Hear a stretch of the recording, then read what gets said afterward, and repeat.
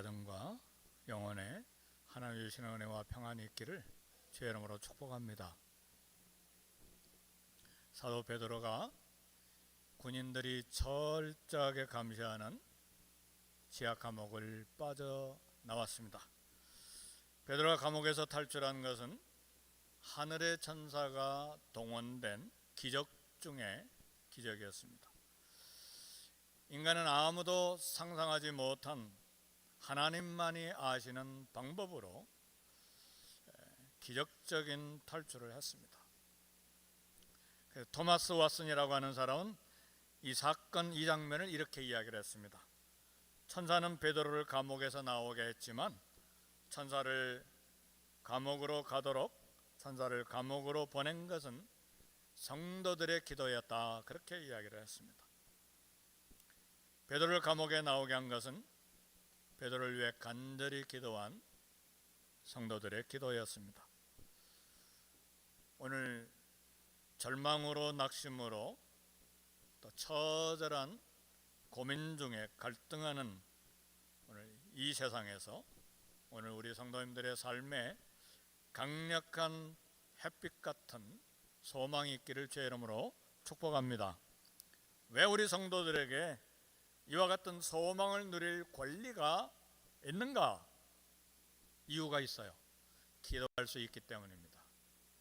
그래서 사도 바울은 로마서 15장 13절에 소망의 하나님이 모든 기쁨과 평강을 믿음 안에서 너희에게 충만하게 하사 성령의 능력으로 말미암아 소망이 넘치기를 원하노라. 그렇게 기도를 했습니다. 로마 교회의 성도들이 기쁨과 평강으로 충만하기를 위한 바울의 기도였습니다. 우리 하나님은 소망의 하나님이십니다. 우리에게 기쁨과 평강을 주기를 원하시는 분이 우리 하나님이십니다. 두려워하는 마음이 있습니까? 염려하는 마음이 있습니까? 처절하게 좌절하고 쓴뿌리 때문에 갈등하고 고민하고 있습니까? 사도 바울은 분명히 말하기를 하나님이 우리에게 주신 것은 두려워하는 마음이 아니야 오직 성령과 능력과 근신하는 마음이라고 했어요. 그래서 두렵고 처절한 좌절과 절망으로 갈등하는 것은 하나님이 우리에게 주신 마음이 아닙니다. 하나님이 오직 저와 여러분에 주시기를 원하시는 마음은 사랑, 능력, 깨어있는 근신하는 마음입니다. 그래서 우리는 하나님, 소망의 하나님, 모든 기쁨과 평강을 믿음 안에서 성령의 능력으로 충만하게 해 주옵소서. 이게 마땅히 우리가 누려야 될 기도의 응답이요 또 축복이요 권리입니다. 주님은 우리가 성령의 능력으로 소망이 넘치기를 원하십니다. 이런 모든 기쁨, 평강, 소망이 넘치게 되는 비결은 믿음의 기도에 있습니다. 오늘 기도의 기적이 일어난 2000년 전 초대교회의 한 사건을 나누기를 원합니다. 지금도 하나님은 기도하는 사람들을 통해서 우리에게 살아계심을 나타내십니다.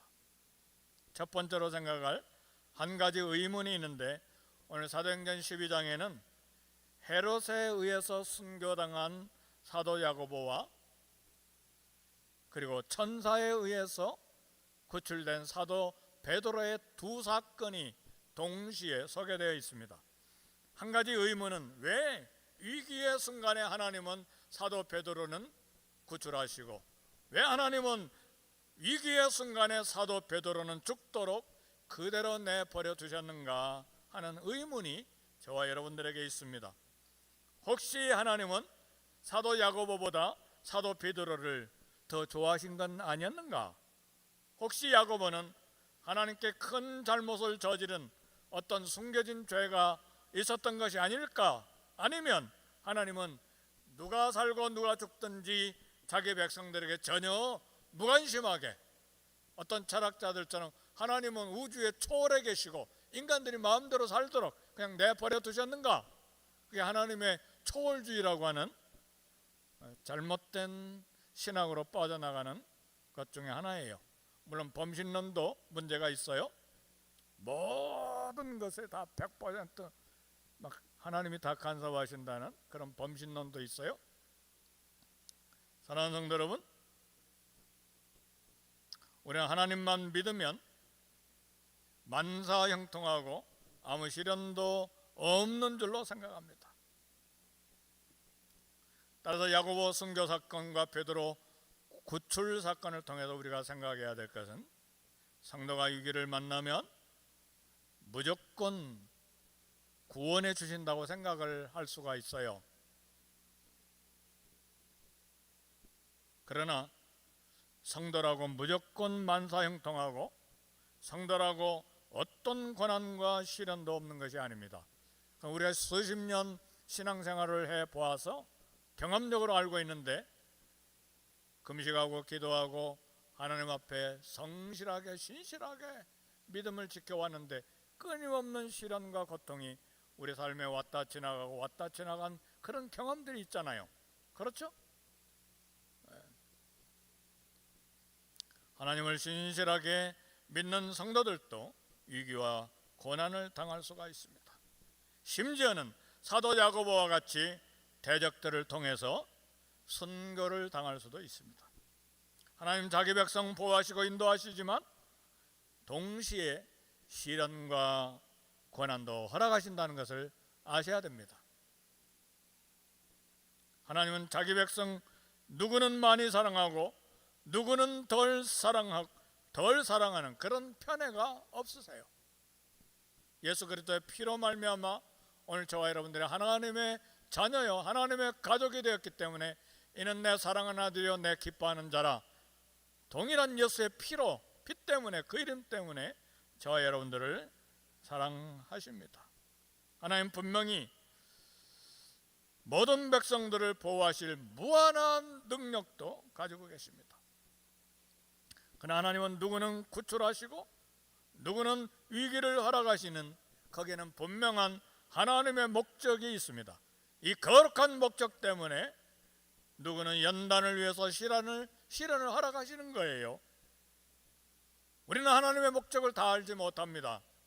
선지자들도 하나님의 목적을 다 알 수가 없고 사도들도 하나님의 목적을 다 아는 것이 아닙니다. 그래서 본문에서 베드로는 구출하시고 야고보는 순교한 것이 거기에 다 하나님의 목적이 있기 때문에 그렇습니다. 추측하건대 아마도 하나님께서는 사도 야고보를 죽도록 허락하신 큰 목적은 그의 순교의 피를 통해서 복음이 전파되고 교회가 자라는 큰 텃밭이 되도록 그 피를 받으셨던 것으로 우리는 기억합니다. 전혀 야고보에게 이런 사인을 전혀 주신 일이 없었던 것은 아닙니다. 야고보가 그 형제 요한과 더불어서 예수님의 좌우편에 앉아 있으려고 할 때에 우리 주님은 확인하셨어요. 내가 내 잔을 마실 수가 있느냐? 야고보 요한은 분명히 대답했어요. 마실 수 있습니다. 이미 십자가 잔을 마시겠다고 고백한 적이 있어요.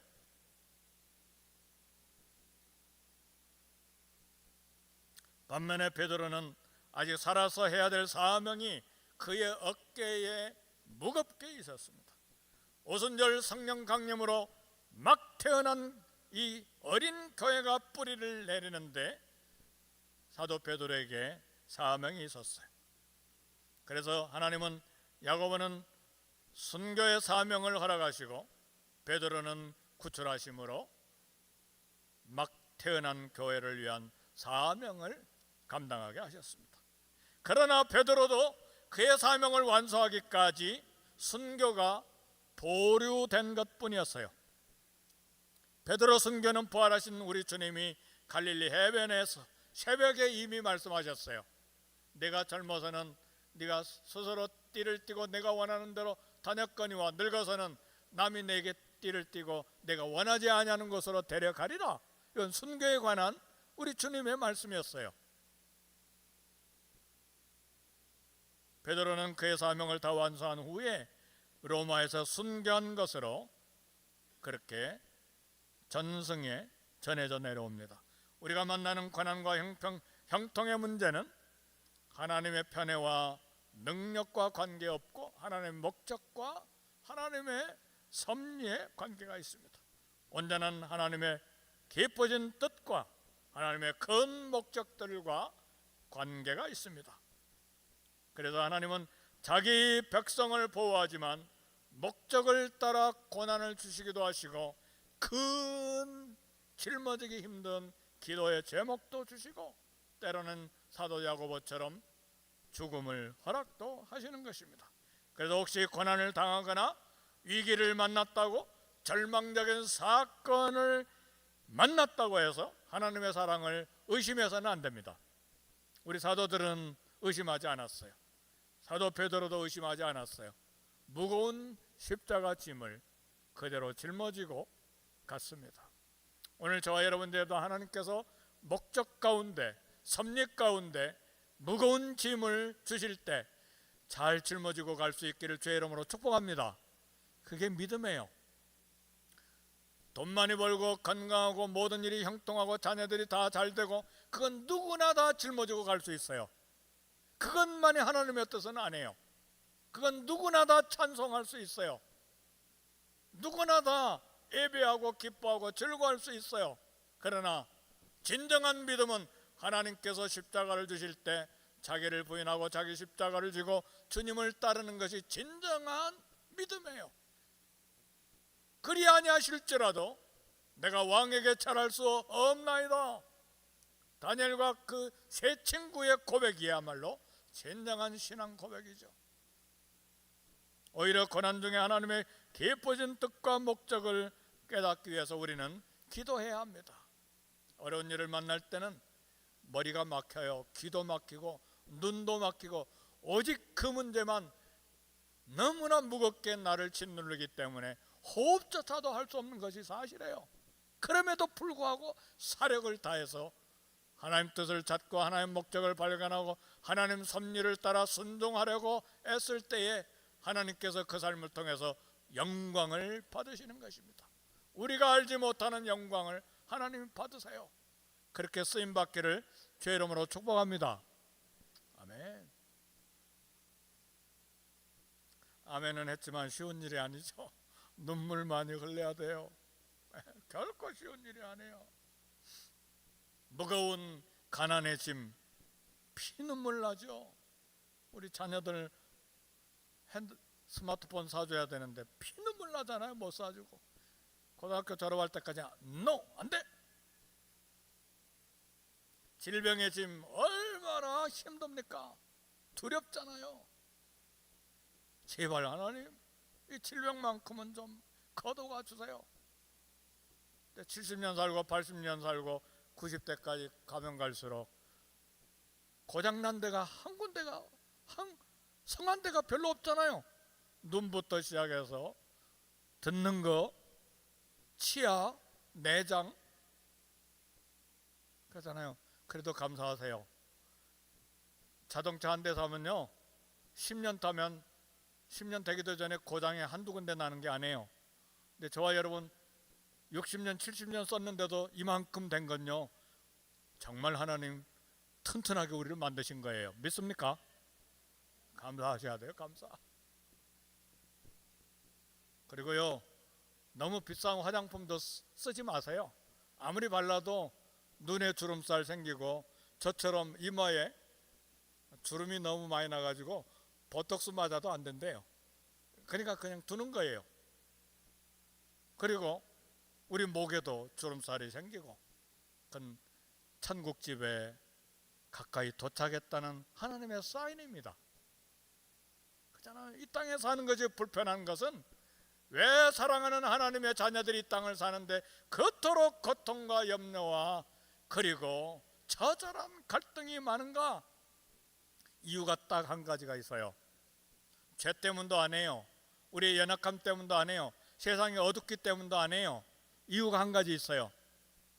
이 땅에 불편한 건 우리 고향이 아니기 때문에 그래요.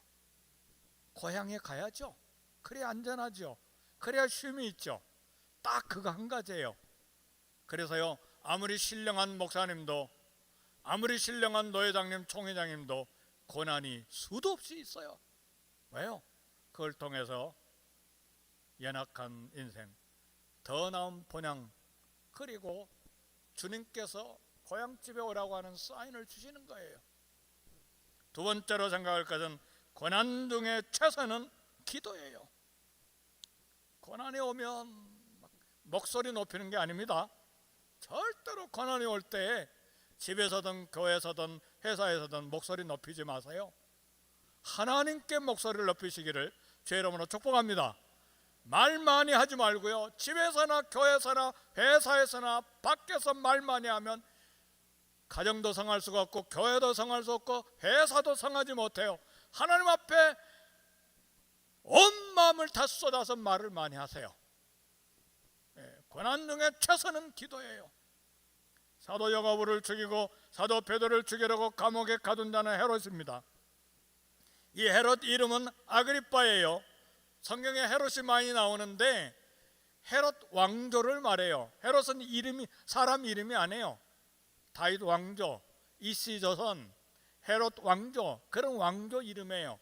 근데 여기 본문에 나타난 헤롯은 이름이 아그리빠인데 아기 예수님을 죽이려고 했던 헤롯 대왕의 손자예요. 아들도 아니고 손자인데 아기 예수님을 죽이려고 했던 헤롯 대왕은 사실은 유대인이 아닙니다. 이스라엘의 친척일 뿐이에요. 이두메 사람인데 이두메는 야곱의 형제 에서의 후손이에요. 그러니까 먼 친척이죠. 에돔족 속이고 아말렉족 속이에요. 에서는 야곱이 삼촌 집에서 고향으로 돌아올 때 야곱을 죽이려고 했어요. 아말렉 족속은 이스라엘이 애굽에서 나올 때 칼을 들고 막아섰던 자들이에요. 아말렉에서 나온 하만은 페르시아 시대 때 유대인을 인종 청소하려고 했어요. 아말렉 소년은 이스라엘 왕 사울을 죽이고 그의 왕관을 벗겨냈죠. 이 후손에서 나온 이두메 사람이 헤롯 대왕이고 오늘 본문에 소개된 헤롯 아그리빠예요. 손자 헤롯은 야고보를 죽이니까 유대인들이 좋아하는 것을 알게 됐어요. 정치인들은 그렇잖아요. 백성이 뭘 가지고 환호하고 기뻐하는가, 거기에 마음을 다 쏟잖아요. 정치인들은 똑같죠. 헤롯도. 그래서 헤롯은 유대인들의 기분을 좋게 하려고 사도 베드로도 죽이려고 잡았어요. 결국 생각하면 이 헤롯과 같은 사람들이 성도와 교회의 대적자여 사단의 상징이에요. 사단은 우리들이 약할 때 귀신같이 알아내고 우리를 사정없이 공격해요. 말이 좀 어폐가 있어요. 사단이 귀신같이 알아내다니, 사단은 귀신인데 그렇잖아요. 귀신들은 타락한 천사들이잖아요. 귀신같이 알아내요. 사정없이 우리를 공격해요. 그래서 우리는 사단은 항상 성도를 공격할 틈을 찾기에 깨어 기도해야 돼요. 기도 안 하면 사단 공격할 때 백발백중 무너집니다. 건강의 문제든 돈 문제든 사람과의 갈등의 문제든 백발백중 무너지게 돼 있어요. 그래서 기도로 무장해야 돼요. 그래야 물질 문제, 건강의 문제, 가정의 문제, 사회적인 문제, 인간관계의 모든 문제를 능히 이길 수가 있어요. 아, 내 말발로 이겨? 그게 아니고 무릎으로 이긴다 그 말이에요. 기도로 이긴다 그 말이에요. 용서로 이긴다 그 말이에요. 사랑으로 이긴다 그 말이에요. 희생으로 이긴다 그 말이에요. 자비와 긍휼과 관용으로 이긴다 그 말이에요. 믿습니까? 그 힘이 어디서 나옵니까? 기도에서 나오는 거죠. 내 인격에서 나와요? 아니요. 목사인 저를 보니까 제 인격 별로 신뢰할 만하지 못해요. 기도예요. 기도. 사도 베드로가 베드로전서 5장 8절에 이야기했어요. 근신하라 깨어라, 너희 대적마귀가 우는 사자같이 두루다니며 삼키를 자를 찾나니. 누가 근신하라 깨어라 이야기했어요? 사단에게 무너졌던 베드로. 그날 밤에 기도했더라면, 잠자지 않고 기도했더라면, 주님을 배반하지 않고 주님을 저주하고 도망가지 않았을 그 밤에 깨어서 기도했더라면 그 베드로가 처절하게 통곡하고 닭소리가 나면 가슴이 철렁 내려앉고 숯불만 보면 가슴이 철렁 내려앉는 그 사도가 지금 교회에게 이야기하는 거예요. 근신하라 깨어라, 너희 대적마귀가 오는 사자같이 돌아다니며 삼킬 자를 찾나니.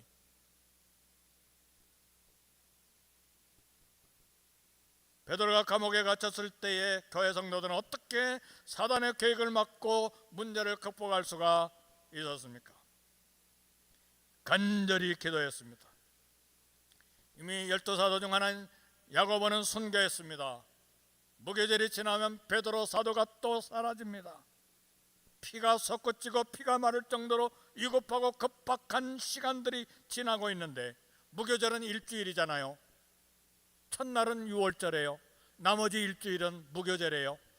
총 8일간을 지내는데 피가 마르는 중이죠. 왜 헤롯 아그리빠는 무교절 명절에는 베드로를 죽일 생각이 없어요? 끝난 순간에 죽이려고 기다리고 있어요. 베드로를 구하기 위해서 어떤 수단과 방법이라도 동원해야 되는 순간들입니다. 그러나 교회는 베드로를 구하기 위해 수단을 동원하지 않았습니다. 간절히 기도했습니다. 인간적으로 보면 정말 무능하고, 베드로가 생각할 때 예루살렘 교회 성도들이 나를 위해 아무 동작도 취하지 않고 있는 걸 보고 섭섭할 수도 있는 상황이죠.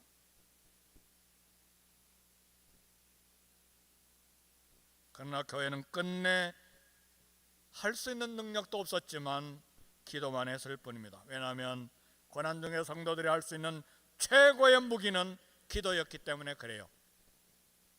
자녀들을 사랑하십니까? 가정을 사랑하고 교회를 사랑하고 회사를 사랑하고 나라를 사랑합니까? 말 많이 하지 마시고 기도할 수 있기를 주의 이름으로 축복합니다. 기도는 힘이 없는 자가 마지막으로 붙잡게 되는 지푸라기가 절대 아니에요. 그래서 마르틴 루터는 기도는 교회의 가장 강한 벽이요, 교회의 가장 강한 요새며 교회의 뛰어난 무기라고 했어요. 그래서 고난이 온다고 절망할 필요는 없습니다. 불의한 세상을 내 힘으로 보복하겠다고 증오의 마음을 가질 필요도 없어요. 잠언 20장 22절에 보니까 너는 악을 갚겠다 말하지 말고 여호와를 기다리라, 그가 너를 구원하시리라. 우리는 악을 갚고 싶은 마음이 얼마나 많습니까? 내게 손해를 입은 사람 당장 찾아가서 다 뒤집어 놓고 싶은 악한 마음이 있잖아요. 우리 성도님들에게는 아닐지라도 제게는 그런 마음이 있어요. 내게 손해를 끼쳤다, 원수 갖고 싶은 마음이 목 끝까지 올라와요. 근데 그걸 누르는 길은요, 인격이 아니에요. 기도예요. 성령의 능력이에요.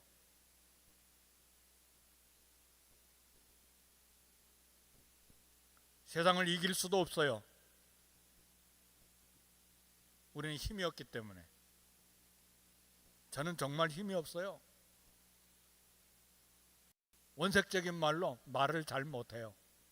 설교는 화요일부터 주일 새벽까지 준비하기 때문에 질서 정연하게 이야기하지만 평상시에 대화할 때는 두서도 없고 정확한 판단도 못하고 미련해요. 저는 센스가 형광등이에요. 센스가 발바닥이에요. 일주일 뒤에 가서 깨달아요. 아, 그런 이야기였구나. 제가 그래요. 우리는 세상 이길 언변도 없어요. 지혜도 없고 판단력, 분석력도 없고요. 결단력도 모자라요. 그러나 기도할 수 있습니다.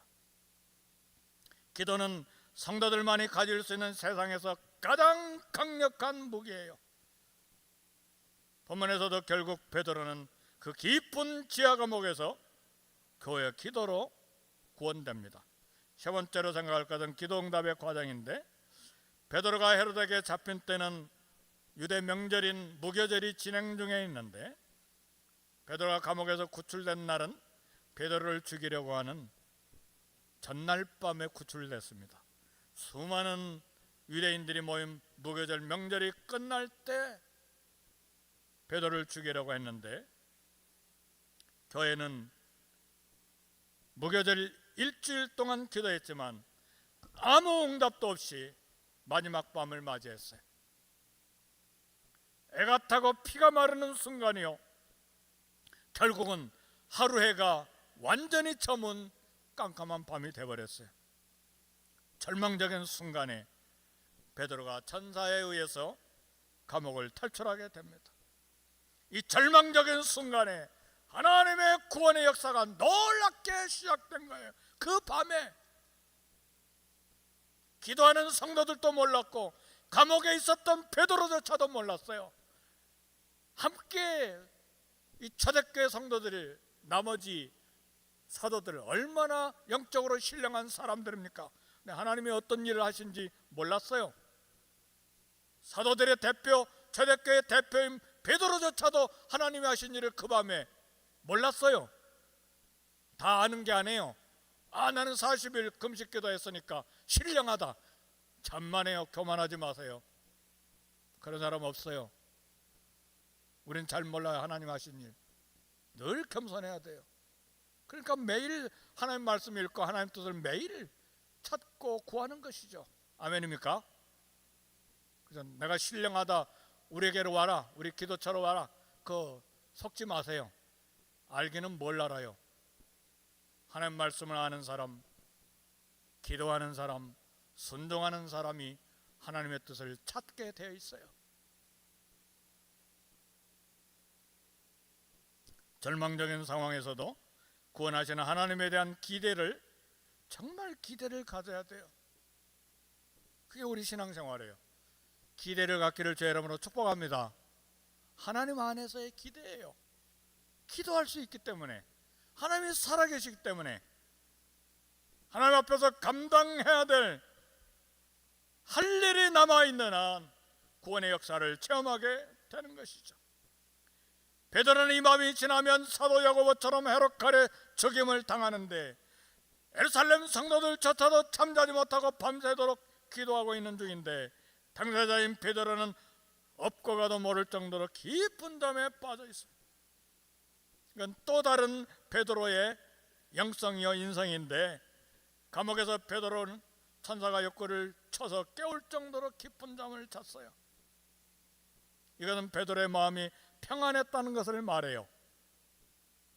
저는 조금만 염려가 있으면요 밤 꼬박 새요. 새벽 3시 4시 교회로 가야 되는데, 교회로 출근해야 되는데 꼬박 밤을 새요. 조금만 염려가 있으면. 그렇게 저는 약해요. 얼마나 기도가 많이 필요한 사람입니까? 담임 목사를 위해 기도해 주시기를 제 이름으로 부탁을 드립니다. 네. 근데 베드로는요 천사가 옆구리를 팍 찰 정도로 깊은 잠을 잤어요. 피곤했던 것은 아니죠. 인간의 삶과 죽음과 화와 복의 주권을 가진 분이 하나님이심을 깊게 신뢰했어요. 그리고 갈릴리 바다 그 이른 아침에 우리 주님이 구워주신 떡과 고기를 먹고 우리 주님이 말씀하시기를 내가 늙어서는 남이 내게 띠를 띠고 내가 원하지 않은 것으로 데려가리라, 이미 어느 땐가는 주님께 생명을 드려야 될 때를 기다리고 있었던 사람이에요. 그러니까 하나님의 뜻이 진행되고 있는 거예요. 믿으십니까? 거기에 순종하는 것이 믿음이에요. 그게 신앙이에요. 그게 하나님의 종들의 삶이에요. 순교한 것이 실패인가? 절대 그렇지 않죠. 그래서 손해를 봐도요, 자존심이 상해도, 내가 짓밟혀도 하나님 감사합니다. 십자가를 지라고 말씀하셨죠. 나를 부인하라고 말씀하셨죠. 그 길을 따라갑니다. 그게 눈물의 신앙이죠. 우리 신앙이 어디서 나타납니까? 부유할 때, 잘 될 때, 성공하고 형통할 때요? 그건 세상 사람들도 기뻐할 일이고 감사할 일이죠. 그럼 우리 신앙은 어디에서 믿음이 증명될 수 있습니까? 고난의 때예요. 손해볼 때예요. 자존심이 상할 때예요. 피눈물 나게 용서해야 될 때예요. 용서가 저절로 됩니까? 목에 칼이 들어도 용서하기 어렵잖아요. 근데 용서가 돼요. 그게 믿음이에요. 그게 성령의 능력이에요. 신앙생활은요, 처음 예수님 믿을 때 예수 믿으세요, 복 받아요, 자녀도 잘 되고 돈도 벌게 될 거예요, 만사형통할 거예요. 그건 처음 예수님을 믿을 때예요. 그러나 깊게 신앙생활을 해보면 신앙생활이 하나님의 능력이 아니면 도무지 내 힘으로 할 수 없구나. 오직 성령의 능력만이 나로 하여금 믿음을 갖게 하는구나, 그걸 깨닫게 되는 것이죠. 그래서 바울도 날마다 나를 쳐서 복종시킨다, 나는 날마다 죽노라 그러잖아요. 사도 바울도. 그게 신앙생활이죠.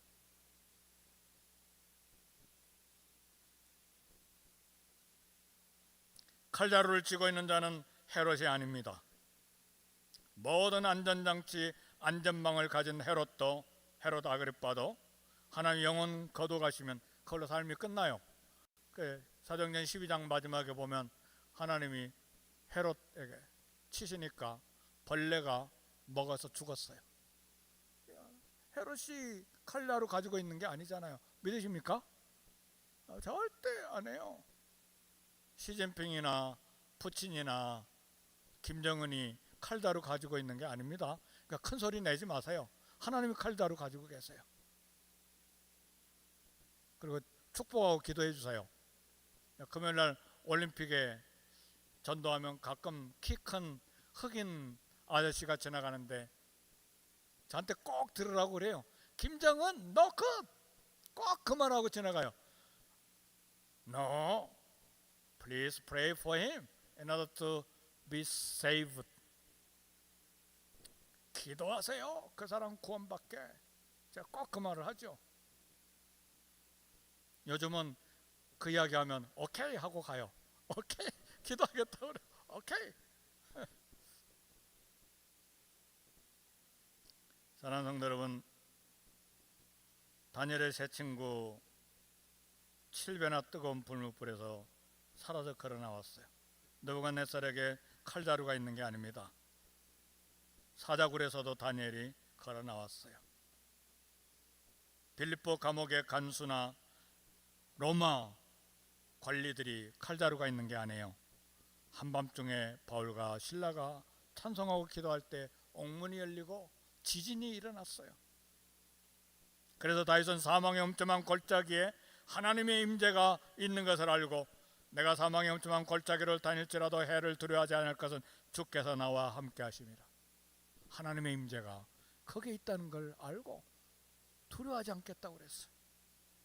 마음 중심이 사정없이 흔들릴 때 문제보다 하나님 신뢰할 수 있기를 바랍니다. 내 영혼으로 평안하고 고요케 하기를 젖된 나이가 어미 품에 있음 같게 하였나이다. 시편 기자의 고백이요 영성입니다. 성공 뒤에는 기도 있습니다. 베드로가 감옥에서 탈출해서 기도 처소로 가보니까 아직도 그들이 기도하고 있었어요. 헤롯의 파수꾼들은 깊이 잠들어 있었지만 그의 파수꾼들은 기도하고 있었어요. 이것이 예루살렘 교회의 기도의 승리였어요. 모든 고난, 모든 문제, 모든 절망 중에 기도로 승리하는 간증이 있어야 됩니다. 항상 기도하고 낭망치 말아야 될 것을 저에게 비유로 하여 가라사대. 말씀을 마칩니다. 알브레 히트 듀러라고 하는 종교개혁기에 독일이 낳은 위대한 크리스찬 화가가 있었습니다.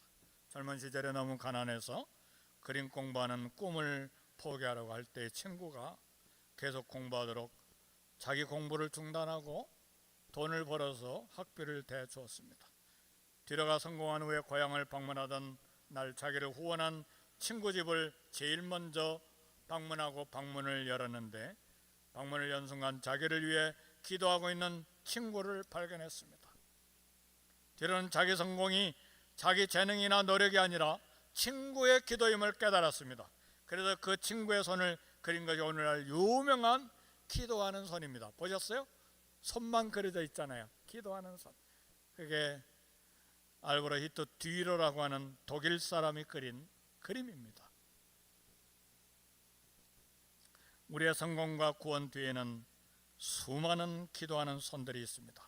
가족, 친구, 목회자, 성도들. 우리 위해 쉬지 않고 기도하는 대제사장 예수님의 기도도 있습니다. 기도선이 회복되는 것은 신앙의 생명력을 얻는 놀라운 축복이고 은혜입니다. 기도에 깨어 있어야 내가 살고 자녀들이 살고 교회가 살고 나라가 삽니다.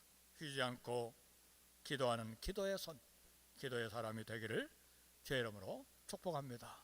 아멘. 우리 찬송 302장 마지막 절 한 절만 부르고 예배를 마치겠습니다.